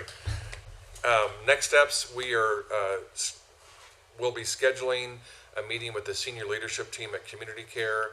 I mentioned that I've already met with the CEO of Sendero, Sharon Alvis, and I committed to her to go back to their executive team to present what you've seen. And then I think once we have agreed upon the direction, we'll refine the logo system. We'll make sure that it's burnt orange, Mike. And then we'll pursue the trademark. That's another piece of that. And this will be a phased implementation. It's not going to happen January 1st. It's going to happen over the course of years. So we'll look first at the things that we can change easiest, digital, website, etc. Then we'll start talking about a priority system for clinics and buildings, and badges and business cards. We have a whole spreadsheet that we've been working on for several years, and at least an estimate for the initial phase 1 cost, phase 2 cost. So it'll definitely be a phased approach. Thank you so much. Thank you. Thank you.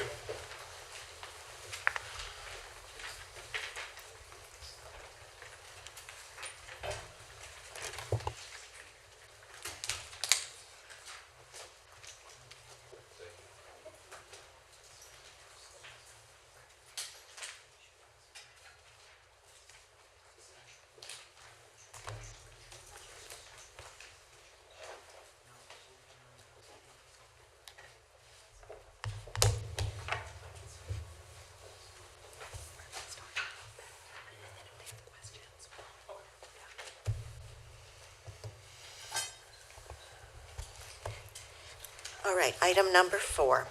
Receive and discuss possible medical care and related support services in collaboration with the Sobering Center located in Austin, Texas.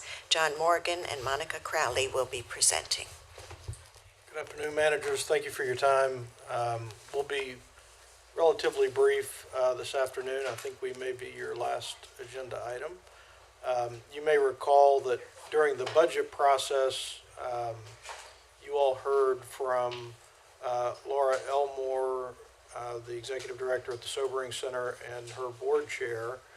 And since that time, Monica and I and our team have met with Laura and continued discussions and how we might align efforts and support the work of the Sobering Center here in the community. I think we've made some pretty good progress and just wanted to come back and provide you all with an update related to that. I should clarify on the agenda item phrasing, we are not contracting with the Sobering Center for medical services. We are working with the medical center, and we've actually sent them a draft agreement just this week based on those discussions. And what we would focus on is a current gap in the system and something that the Sobering Center has tried to fill but hasn't really had a sustainable way to address, which is holding individuals over in the facility who have already sobered under their current services, but who have expressed an interest in receiving treatment, whether that's a residential bed or whether that's outpatient treatment services, but having a kind of safe and protected setting for that individual while they get connected to longer term care, which really starts to feed into our part of the picture and kind of where we can braid our efforts with those of the county and the city who primarily support the efforts of the Sobering Center. So that's really what we have in mind in the short term. As I said, we sent a draft agreement over to the Sobering Center to review earlier this week. I expect we'll receive feedback in the next few days, but hope to get some work up and running with them even before the end of the calendar year. I think there are also some longer term opportunities with the Sobering Center that we're going to continue to explore. One of those is low acuity symptom management for individuals in withdrawal. Right now, the Sobering Center is not a licensed detox facility, but I think that that's a part of the discussion of what we could potentially partner with them on going forward. And then related to those holdover beds that we're going to support, there's certainly not enough treatment available for substance use in the community. So another area for us to continue our discussion, and what we're looking at now is an opportunity for adding some additional treatment services or treatment beds that are really dedicated to this continuum, so that as we have individuals who are our patients at Central Health receiving services at the Sobering Center and holding over, supplementing the treatment capacity that's available currently to the Sobering Center to connect those individuals to. Right now, we estimate that about a third of the individuals who are sobering at that facility are Central Health eligible individuals, enrollees. So we're hoping to learn more and provide you all with feedback as those conversations progress, but I think we committed to coming back and providing an update here in the first quarter of the fiscal year. Anything to add there, Monica? And we're happy to answer questions, some of which, since this is an active negotiation, discussion, new service area, may need to be in consultation with attorney in closed session. Chair Bell. I don't think this is, violates any confidential negotiations. I know the last time that we heard from the executive director of the Sobriety Center, she said something about the city pulling funding. And so do we know that the city is still contributing funding for the Sobriety Center? That's a great question. And then my other question is really not to you, but I know that Shannon had said during that discussion that Austin Public Health, I think, had some role when you were there in funding the Sobriety Center. And I don't know if that, Austin, Travis County, I don't know if that was through the city or was that, through a grant or whatever. But I guess in some ways I'd like to understand what their funding model is. And I know how we fit in. That's not confusing to me. I think what is confusing to me is where are all of their funding streams coming from? So you take it first, and then if you have anything to add, or you... Well, I was talking then about its founding, getting it set up. Getting it set up, okay. But since then, I'm not aware of any funding streams that they go, but that does not mean that they're not. I just have not been aware of it. I've been away Well, thank you 6 years now, so I don't know what has changed over that time. Thank you for clarifying that. John? I'll do my best. My understanding is the Sobering Center is a local government corporation. And they were established as a partnership between the city of Austin and Travis County. I believe Travis County provides the facility. It's the old medical examiner's office just south of the Brackenridge campus. And the city, and maybe through APH, funds their operating budget. And I want to say entirely, but maybe not 100%. I can't remember if there were other sources, but I think it is predominantly through the city. I'm not aware at this point that the city has decreased any funding, and we've been pretty explicit that our desire is to supplement and help grow the pie, grow the resources available to the Sobering Center for what they provide in the community, and not to supplant resources from other entities. We're really trying to expand the scope of what Sobering Center can do here in Austin. Thank you, John. Yes, appreciate it. Any other questions?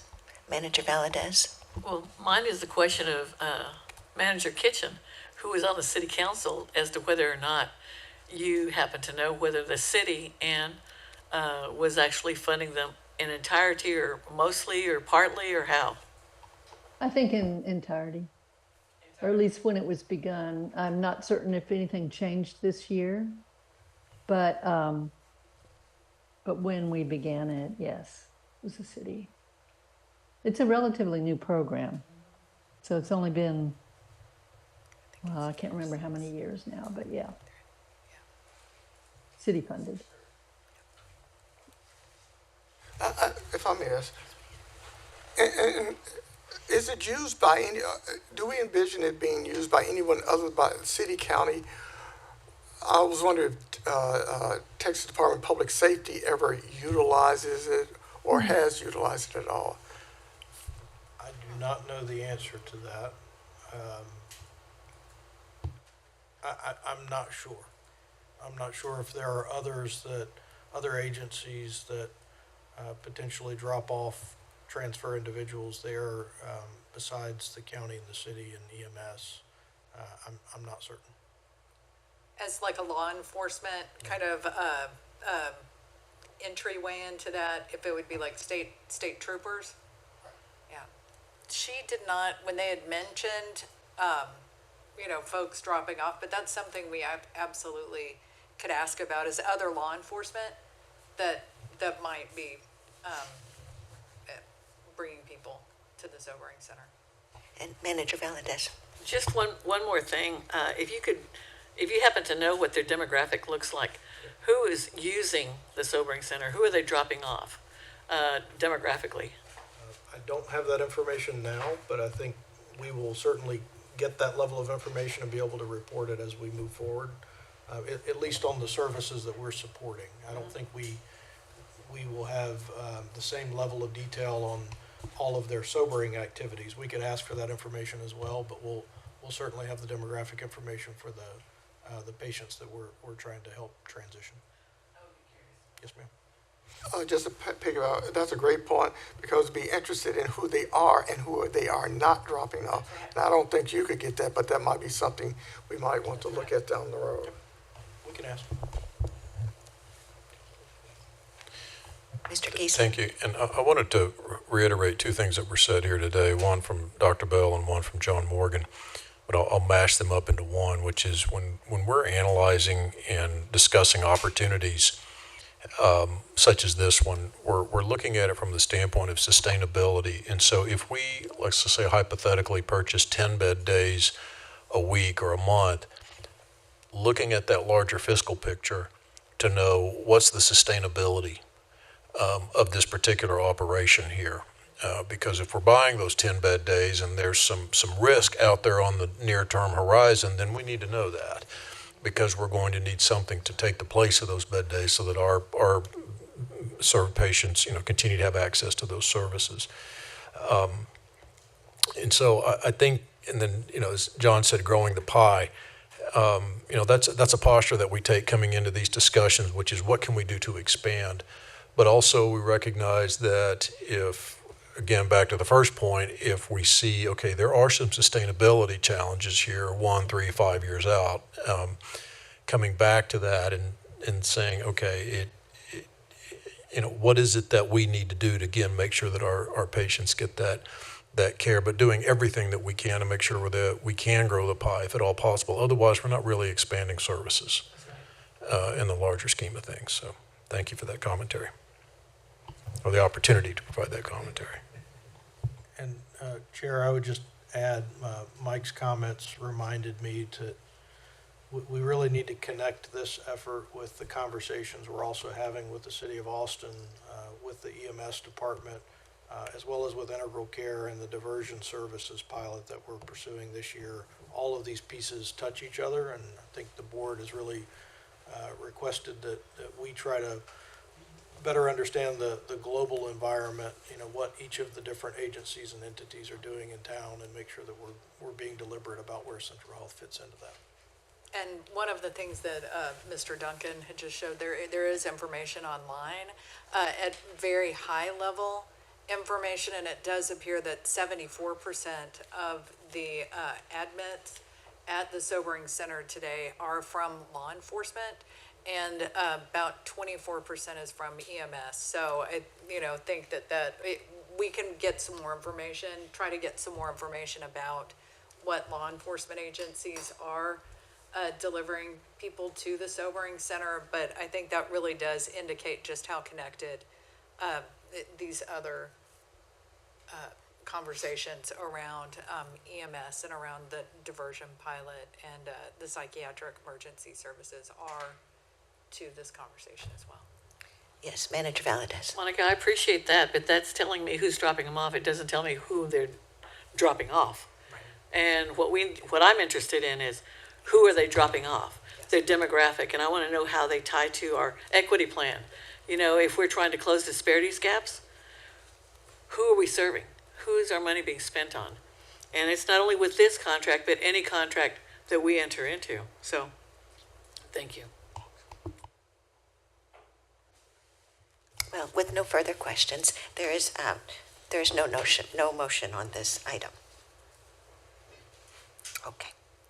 And number 5, confirm the next strategic planning committee meeting date, time, and location. Managers, our next Central Health Strategic Planning Committee meeting is tentatively scheduled on Wednesday, December the 6th, 2023 at 1 p.m. at the Central Health Administrative Offices, 1111 East Cesar Chavez Street, Austin, Texas, 78702. It is 2:55 on November the 8th, 2023. At this time, I am ready to accept a motion for adjournment. I move adjournment. Dr. Bell, yes. Manager Bell and Manager Jones have moved for adjournment. All in favor? Aye. We are adjourned. Adjourned. We are adjourned. We're out of the meeting.